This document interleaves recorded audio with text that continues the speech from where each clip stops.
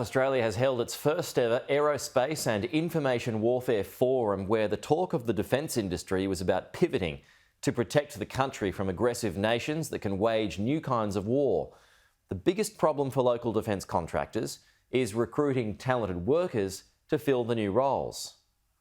These aerial vehicles racing in the outback are prototypes made by a growing Australian company that caught the attention of the Defence Force. So this is the Mark 3C flying car and airspeeder. And it's been designed and built here in Adelaide, South Australia.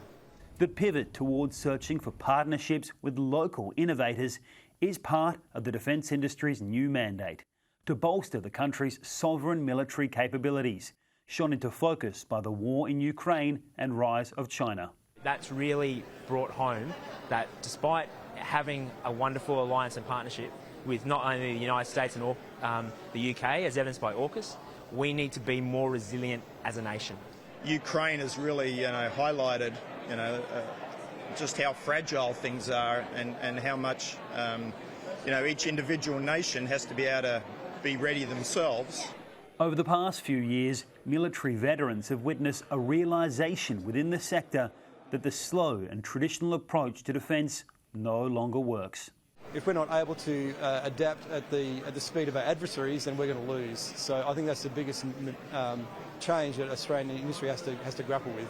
Different types of conflict, like information, electronic and physical warfare, are converging together. Australian defence contractors say the military is expanding and outsourcing to meet the challenges. I think where it's heading is for us to identify who we trust, both within the country and also our allied countries.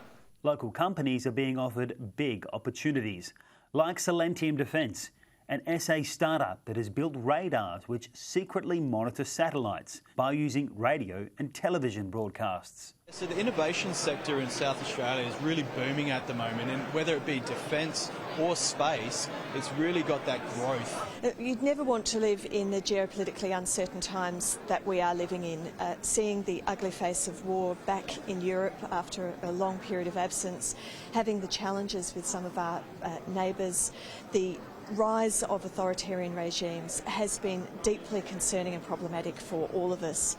But what it means is, in this period of uncertainty, it is certain that there needs to be more investment in defence technology, and South Australia is well placed to answer many of the questions that people have about how we can have a more secure future.